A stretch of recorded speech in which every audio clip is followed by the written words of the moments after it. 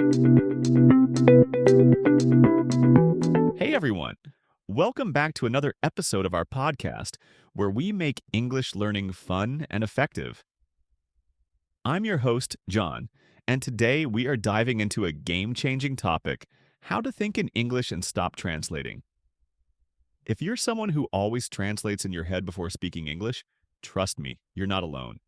But today I'll show you why this is slowing you down and how you can break free from this habit. By the end of this episode, you'll have powerful strategies to train your brain to think directly in English. So grab your coffee, get comfortable, and let's jump right in. First, let's talk about why translating is a problem. When you think in your native language first, then translate, then speak, you're doing triple the work. This makes you slower and sometimes the meaning gets lost. Also, different languages have different structures. What sounds natural in one language might be weird in another. That's why direct translation doesn't always work. For example, in English we say, "It's raining cats and dogs." But if you translate that literally into another language, it makes no sense. So the goal is to train your brain to think in English first without going through another language. How do we do that? Let's move on to the next step. Step-by-step guide to thinking in English. All right, here's how you can stop translating and start thinking in English. Follow these steps, and you'll see improvement fast. Step 1. Label things around you. Wherever you are, try to name things in English. If you're in your room, say bed, lamp, window, chair. The idea is to connect the object directly to the English word. No translation needed. Step 2. Talk to yourself in English. This sounds funny, but it works. Describe what you're doing in English. For example, if you're making coffee, say, "I am boiling water. I am adding coffee powder." The more you do this, the more natural it becomes. Step 3. Use simple English in your head. When you think, use basic English sentences. Instead of thinking, "I need to go to the store" in your native language and translating, just think, "I need to buy milk." Start simple. Step 4. Learn phrases, not just words. Instead of memorizing single words, learn full phrases. For example, instead of just learning hungry, learn "I am hungry" or "I feel like eating something." This helps you think in chunks, not individual words. Step 5. Immerse yourself in English. Surround yourself with English.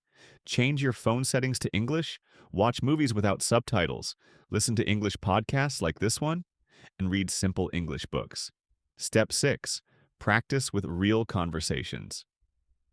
If you can, find a language partner. Speak in English every day, even if it's just a few sentences. The more you practice, the faster you'll improve. How your brain adapts. Now, let's talk about something really interesting, your brain. Your brain is like a muscle. The more you use English, the stronger it gets. At first, it will feel slow and difficult, but after some time, your brain will automatically start thinking in English. Imagine how great that will feel. No more translating, no more hesitation, just speaking naturally. Real-life exercises to train your brain. Okay, now it's time for action. Here are some exercises you can do daily to train your brain to think in English. Picture thinking exercise. Look at a picture and describe what you see in English. No writing, just thinking. Storytelling exercise. Think about your day and explain it in English. For example, "This morning I woke up at 7 a.m. I made breakfast. I went to work." Speed. Thinking challenge. Pick a word and make a sentence in 5 seconds. No time for translation. Watch and repeat exercise. Watch a short video in English and repeat the sentences aloud. This helps you get used to natural speech patterns. The 5-minute English rule. Spend 5 minutes every morning and night thinking only in English. No translations allowed. Segment 5. Success stories and motivation. 30 minutes. John. Many English learners have used these techniques and seen amazing results. Let me share a quick story. One of my students, Maria, used to struggle a lot. She always translated and was afraid to speak. But after just 1 month of practicing thinking in English, she could have full conversations without hesitation. So if she can do it, you can too. All right, that's it for today's episode. We talked about why translating is slowing you down and how to start thinking in English naturally. Now it's your turn. Start practicing these exercises today and see how fast you improve.